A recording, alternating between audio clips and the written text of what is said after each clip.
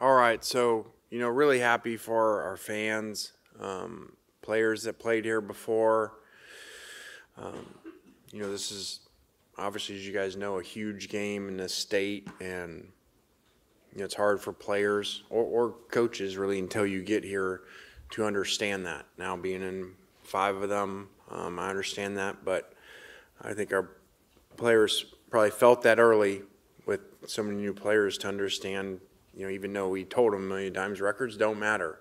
It happens in these games. Weird things happen in these egg bowls, and it really doesn't matter that you happen to be, we were, I think, the #1 passing team coming in. Well, that stuff doesn't mean anything. And and the game kind of started that way. Give Levy credit. They came. He had them ready to go. They did a good job offensively early, and he took risks, which is what you got to do as an underdog. So I respect that. Fake punt and another 4th down conversion for the touchdown. On the same drive, got him some momentum. Otherwise they only score 1 time the whole day. So happy hour guys finished. To I guess 16 nothing. I guess to end the game. So. And we gave it the explosive play down to the 1. I thought that was really neat, because so often, especially against tempo teams, they just run it in for our guys to make 4 plays in a row to stop them there, even though we were up 12. Could have just let them score, and I thought that was really, for me, that was a really cool memory for that to happen in this game. The game was probably different than a lot of people would have thought, but, those guys came in and played 3 safeties deep, like a prevent defense, that it's hard to throw the ball in and, make you run the ball. And so we did that, 51 carries, and only 24 pass attempts. So we just kind of had to probably look different to everybody, but we just had to play a little different style in order to win. And that's a little bit conservative, but at the same time too, we got no turnovers. We had no turnovers, they had 3, and that was a big difference in the game. So happy for our seniors. I guess that's 30. So 38 wins for the 4-year guys, 44 wins for the 5-year guys. And I think they left a mark here. There's actually masking tape up there when we had a speaker, Kevin Elko, that was close with my dad, actually, did my dad's funeral, and he put masking tape up there because he talked about masking tape leaves behind when you go to pull it off. It leaves a mark, it leaves a legacy. And, I really just noticed that again this week when I was talking about these seniors and these guys that were here, that they left a legacy. I know this, we screwed up last week, so take off the focus of that and look at the whole product of what they've done. They came here, the 4 previous seasons, I think it averaged 5 wins, 4 wins, 5 wins, 5 wins, and they came here not knowing whether Ole Miss was going to be great.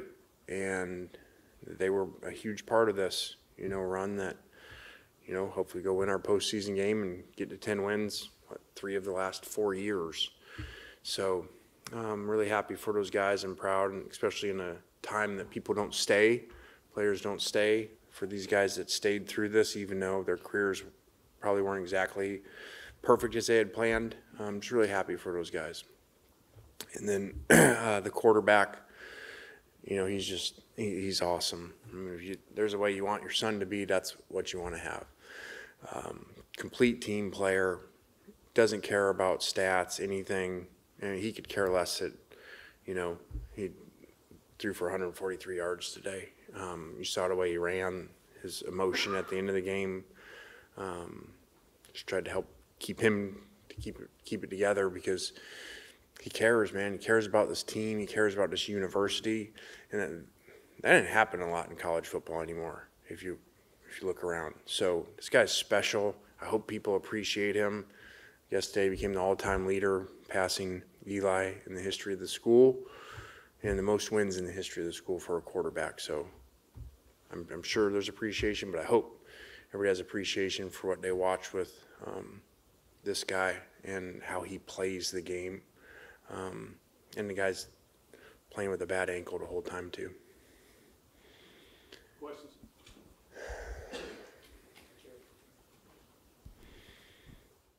You may have just answered my question right there, but we saw the video before you walked in here of you and Jackson and that embrace at the end. If you don't mind sharing, can you just walk us through kind of the emotions of, you know, that moment with him? Yeah, it really wasn't a planned thing. I was just, you know, I usually walk off pretty quick, and you know, sometimes I think after those, like, you know, that I don't necessarily stay in the moment enough, especially for guys that it's their kind of last time on a field, and so I just wanted to find him. And just tell him how much I appreciated him, and I didn't realize the camera was rolling because I didn't think they'd started the interview yet, and he just said he loved me and started crying, so that kind of got to me. So I was trying to be the coach and get him to stop crying. But that's who he is, man. That's a lost generation, whatever, in college football now. You know, that guy's passion, that guy plays the way that, like, Tom Luke talks about this rivalry. You know, the way he talks about how it used to be and how much Tom won't drive a maroon rental car. Will not. Won't step foot in one. Won't let anyone give him a ride in one. Like, that's how Jackson Dart plays the game, and, you know, so he's just really special. So I just wanted to go find him and tell him thanks. Obviously brought up Jackson, but him and guys like JJ and Jared Ivey and Jordan Watkins, they all came here in that before the 2022 season, that transfer class. They played their last home game here today. Just what did that group specifically mean to the culture of this program? A lot. You know, again, stayed through, and they helped bring other people in, and you know, had some highs and lows, a lot of highs, you know, and then really had the year we're kind of low, or whatever, we were 8-1, 9-1, whatever it was, and or have Alabama here to go to 8-1 or something with the ball, and then we screw up after that, you know, and then so it could have been the program sliding off, and they helped bring it back and go to 10 wins the next season, or 11 wins the next season. So it's just awesome. I think it's so much, you know, it's such a better story in life when you don't just go somewhere and things are already going, you're just part of it, whether that's a corporation, a team, whatever, like, and you just plug and play and, like, okay, I'm here, and then they were winning championships before, and now I'm winning them. When you come where a place had been down and not been winning, and I said to these senior guys that have been here forever, you know, and they reminded me, you know, of their Egg Bowl the year before we got here, the ending of that, and losing that, you know, and now to have turned the programs to where they're going into a game as a huge favorite in the Egg Bowl, you know, and you know, looking at going 9-3 and people upset at that. That's perspective of where it came in 5 years because of these guys. So I just think it's really special when you go do something that hasn't been done before somewhere. Lane, coming into this game, you guys were less than a 10% chance of making a college football playoff. Now that you've won the game, what are your thoughts on this team's chances, your opinion, if you had a chance to speak to the committee? I don't know. I'm not going to really do that. And really, you know, just watch the games tomorrow and see how that unfolds, and maybe then, you know, but I don't know. I'm kind of was lost in this game and just making sure we won this game. On the radio show, really, my comments about the SEC, it's just, so I'm not going to politic for us, but the SEC is just different. It's different when you play. It's different when you go and play these places. You got to go play on the road, like those 3 upsets last week that are on senior day at 3 of, you know, the hardest, probably 10 places in the country to play. Those other conferences might go the whole year not playing in a place like that. So it's just different. Questions from media? Go ahead. Lane, specifically on Jackson breaking Eli's record, you've had a part in that. I'm sure he'll say that you've had a part in that. I guess what does that mean? How impressive is that to you? You know, I've kind of stayed away from stats this year a lot, so probably haven't really figured that out, thought very much about that, you know, breaking that record, because I really, theme was to try to keep all these kind of high-profile, guys out of the stat worlds and playing for a team and playing for each other. So I really hadn't even thought about it until they played it on the, heard it on the loudspeakers or whatever. So it's really neat, really cool. Obviously a phenomenal player that he passed, but I don't give a whole lot to that because I'm sure I'd take Eli would probably tell you they didn't have tempo, so he'd probably say if they had tempo, then he wouldn't have passed his record. So Jackson gets more snaps probably. We'll do Michael and we'll go with Tom. Jackson played a little bit at USC when he was there, but did you know that he had that toughness and leadership when he got here? And I guess when did you realize he had those qualities? We saw some of that in his high school film, the style that he played, and then really as you get to know his parents. And I mean, like, usually awesome kids come from awesome parents, and whether that's how they play, mom runs marathons, and trains every day. Dad was a great defensive player, at Utah. So that personality's in there. But then you have this whole other side. I mean, they were here yesterday.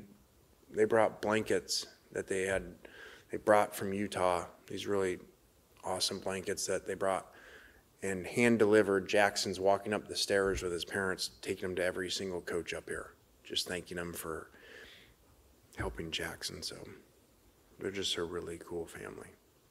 I'm fortunate to have met them.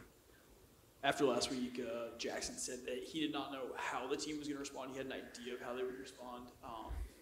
What, I guess, was this week like for you guys? What did you say? What did Jackson say to try to get the team rallied around to get this victory today? Well, I think that game, he just showed leadership throughout the week. But that game gets hard in the defense that they're playing because we're not a great running team. So you got to be patient in that, and the quarterback's got to be patient. That defense with the three safeties, as it was going on in the game, like for those who've been in a long time, that's the defense Arkansas played against us when we threw like 7 turnovers, 6 interceptions. We'd come off being a great offense and a huge week against Alabama, and then all of a sudden they just, kept everybody back. So you got to be really patient at quarterback. You can't get frustrated. You can't try to make too many plays down the field, and you got to take vertical scrambles like he did today, and we had to run him some too against that defense. So he just did a great job of handling the situation. Coach, another game where Trey didn't play, and of course, it being senior day, I'm sure it was a little hard for him. Just first, do you guys have an update on him and how he's going to be going forward with bowl game, and also how did he feel, not being able to play on his senior night? Yeah, he was down. He's awesome competitor. To go back out there last week and then, the 1% chance you get hit on the exact spot of the injury, And this has just been a strange year, So obviously, wish we were better than 9-3, but a lot of strange things happened this year. You got every game. You go for 3 in 1-score games. Every other game's multiple score wins. Trey never even completed, or he only played 1 full SEC game. And then right before the season, we have a receiver and a running back that should be really star players in our system, end up being ineligible. So it's just been kind of a strange year. I always think about the Kentucky game. We forced the fumble and it bounces to them for the touchdown, or everything's different. So it is what it is. Strange year, strange things have happened, and the Trey injuries are really unfortunate. Coach, you go into the half up 3 against a 2-win team. What do you tell your guys throughout the week, and especially at halftime, to not underestimate the opponent on the other side? Yeah, it was good that we talked about that during the week because, sometimes, these guys, think, okay, well, the records would show we're just going to go blow them out, And so that's your job as a coach to teach them that it ain't going to necessarily go that way.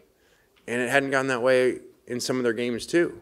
These guys hung around. Look at Texas right before half, Georgia, ends up being a 10-point game. So, and these guys had started fast on offense. So to think that you're just going to come in and, blow them out because of the records, that just usually doesn't happen. And so it was good they were prepared for this to be tough.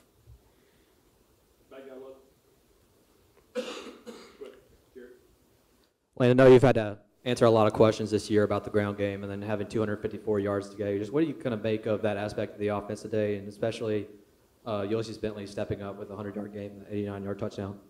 Yeah, that was awesome. I mean, huge momentum play for that ball to break and him to make that play, and I was so happy for him and the team at that time. So, it's really good that you never know when it's going to happen, and like I said during the week, when we got all the questions about it, guy's been awesome, been a complete team guy, and then answered when his number was called today.